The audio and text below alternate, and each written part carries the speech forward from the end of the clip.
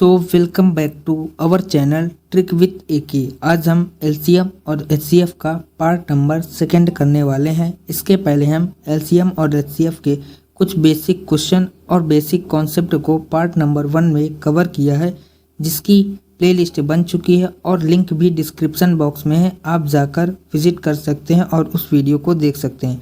आज हम एलसीएम और एचसीएफ का पार्ट नंबर सेकंड करेंगे, जिसमें हम कुछ एडवांस लेवल के क्वेश्चन को डिस्कस करेंगे। तो चलिए दोस्तों, बिना किसी देरी के हम अपने वीडियो को करते हैं स्टार्ट। सबसे पहले हमने आपको पिछली वाली वीडियो में ये दो फार्मूले बताए थे, जिसमें से पहला फार्मूला था एलसीएम इंटू में एचसीएफ बराबर होता है आपका पहली संख्या इंटू में होती है आपकी दूसरी संख्या। और दूसरा फार्मूला हमने आपको बताया था कि एलसीएम बराबर जो होता है वह होता है एचसीएफ इंटू में पहली संख्या और दूसरी संख्या, जहां पर ये दोनों संख्याएं होती हैं आपकी प्राइम नंबर। आज का जो हमारा पहला क्वेश्चन है वह यह है कि दो संख्याओं का एलसीएम 660 है और एचसीएफ 5 है। यदि इनमें से एक संख्या 55 है तो दूसरी संख्या को हमें ज्ञात करना है। तो इस क्वेश्चन को सॉल्व करने के लिए हमने अभी आपको एक फार्मूला बताया है। वह फार्मूला यह है कि एलसीएम इंटू में एचसीएफ जो होता है वह पहली संख्या और दूसरी संख्या के गुणनफल के बराबर होता है।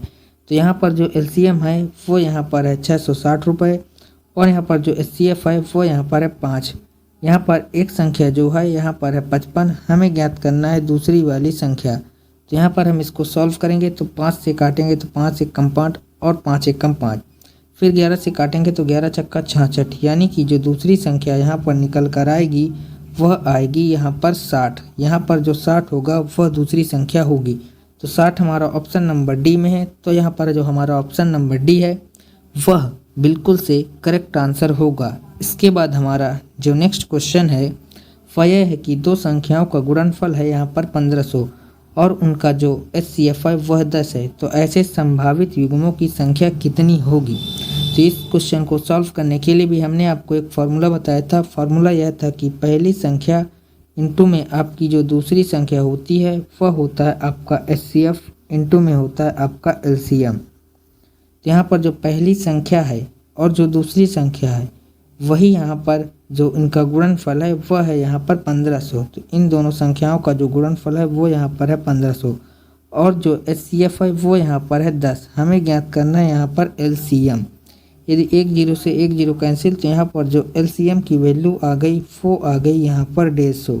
इसके पहले भी हमने आपको एक फार्मूला और बताया था, जिसमें हमने आपको बताया था कि एलसीएम जो बराबर होता है वह होता है आपका एचसीएफ और गुणे में एक्स और इंटू में वाई, जहाँ पर एक्स और वाई जो होते हैं वो एक प्राइम नंबर होते हैं। यहाँ पर जो एलसीएम आ गया वो आ गया यहाँ पर 150 और जो एचसीएफ है वो यहाँ पर है 10 और दोनों संख्याओं का जो गुणनफल है वही हमें ज्ञात करना है। तो यहाँ पर 1 0 से 1 0 कैंसिल, यानी कि जो दोनों संख्याओं का गुणनफल होगा वह होगा यहाँ पर 15।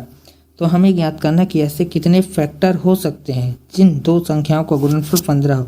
तो पहला जो फैक्टर होगा वह होगा 1 गुणा में 15 और दूसरा जो फैक्टर होगा वह होगा 3 गुणा में 5। तो दो ही ऐसे पॉसिबल फैक्टर हो सकते हैं जिनका गुणनफल 15 हो। तो यहाँ पर हमारा 2 जो होगा वह बिल्कुल से करेक्ट आंसर होगा, जो यहाँ पर हमारा ऑप्शन नंबर डी में है। आई होप कि यह क्वेश्चन आपको अच्छी प्रकार से समझ में आ गया होगा। इसके बाद हमारा जो नेक्स्ट क्वेश्चन है वह यह है कि यहाँ पर हमारा नेक्स्ट क्वेश्चन है कि 300 और 500 के बीच संख्याएं बताएं जो 6, 8, 10 और 12 से पूर्ण रूप से विभाजित हों। यदि आपको किसी भी क्वेश्चन का आंसर आता है तो हमें कमेंट बॉक्स में ज़रूर बता दें।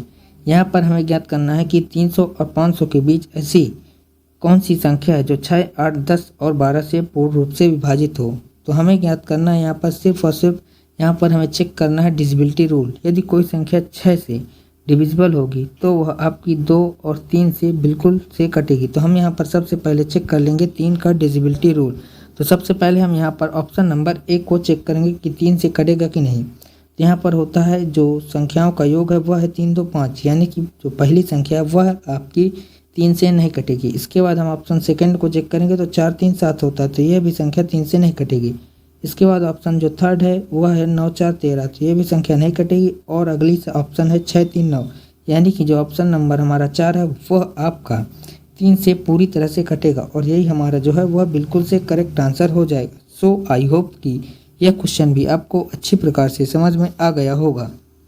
इसके बाद हमारा जो नेक्स्ट क्वेश्चन है वह यह है कि यदि दो सह अभाज्य यानी कि को प्राइम नंबर का गुणनफल 104 है तो जो उनका एलसीएम है वह ज्ञात करना है। को प्राइम नंबर होते क्या हैं, यानी कि सह अभाज्य संख्या क्या होती हैं। सह अभाज्य संख्या वे होती हैं जो लगातार अभाज्य संख्या होती है, जैसे कि 3 और 5 यह सह अभाज्य संख्या होंगी। आपकी 11 और 13 यह भी सह अभाज्य संख्या होंगी। 17 और 19 यह भी सह अभाज्य संख्या होंगी। यदि हमें सह अभाज्य संख्याओं का एलसीएम ज्ञात करना होता है तो हमें उन दोनों संख्याओं का गुणनफल ही करना होता है। जैसे कि आपका 3 और 5 सह अभाज्य संख्या है, यदि इनका हमें एलसीएम ज्ञात करना है तो 5 या 15 होगा। यदि 11 और 13 का एलसीएम ज्ञात करेंगे तो 11 और 13 का हमें गुणनफल करना होगा। ठीक इसी प्रकार से 17 और 19 का यदि हमें एलसीएम ज्ञात करना है तो यहाँ पर भी हमें दोनों संख्याओं का गुणनफल करना होगा। यानी कि मतलब यह है कि यदि सह अभाज्य संख्याएं हों और हमें उनका ज्ञात करना हो एलसीएम, तो यानी कि उन्हीं दोनों संख्याओं का गुणनफल ही एलसीएम होगा। तो यहाँ पर जो उन दोनों संख्याओं का जो गुणनफल है वो यहाँ पर है, तो उन दोनों संख्याओं का जो एलसीएम होगा वो हमारा 104 ही होगा। तो 104 जो है वो हमारा ऑप्शन नंबर बी में।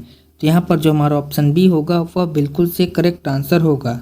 सो आई होप यह क्वेश्चन आपको अच्छी प्रकार से समझ में आ गया होगा। इसके बाद हमारा जो नेक्स्ट क्वेश्चन है वह यह है कि दो अभाज्य संख्याएं यानी कि प्राइम नंबर, दो अभाज्य संख्याएं x और y हैं, जहां पर x जो है वह बड़ा है y से, तो उनका जो एलसीएम है वह है 119।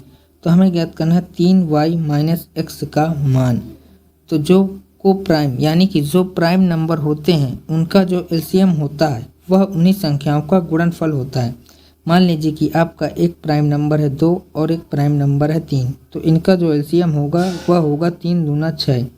मान लीजिए आपको एक प्राइम नंबर है 5 और एक प्राइम नंबर है आपका 13, तो जो इनका एलसीएम होगा वह 13 5 65 होगा।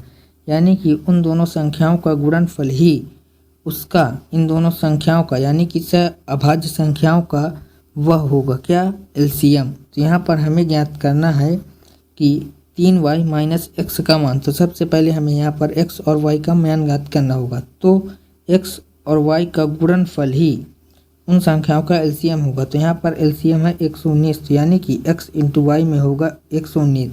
अब हमें अपने से सोचना होगा कि किन दो संख्याओं का यानी कि अभाज्य संख्याओं का गुणनफल 119 होता है। तो यहाँ पर हम बताते हैं कि 17 और यहाँ पर 7 का जो गुणनफल होगा वह 119 होगा, और यह 17 और 7 आपकी अभाज्य संख्याएं भी हैं।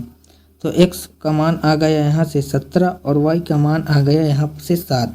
हमें ज्ञात करना है यहाँ पर 3y माइनस x का मान। तो यहाँ पर 3y माइनस x, y का मान आया 7, तो 7 त्रिक हो जाएगा यहाँ पर 21 और माइनस में x का मान आया 17, तो यहाँ पर हो जाएगा 17 और 21 में से 17 को घटाएंगे तो आपको मिलेगा 4। तो इस क्वेश्चन का जो राइट आंसर होगा वो यहाँ पर 4 होगा। तो 4 हमारा ऑप्शन नंबर बी में है। इसके बाद जो हमारा नेक्स्ट क्वेश्चन है वह क्वेश्चन आज आपके लिए होमवर्क होगा। इसका आंसर आप लोगों को कमेंट बॉक्स में बताना है। सो वीडियो कैसी लगी ये भी हमें कमेंट बॉक्स में ज़रूर बताएं। वीडियो अच्छी लगी हो तो प्लीज़ वीडियो को लाइक कर दें। चैनल पर नए हो तो चैनल को सब्सक्राइब ज़रूर कर लें।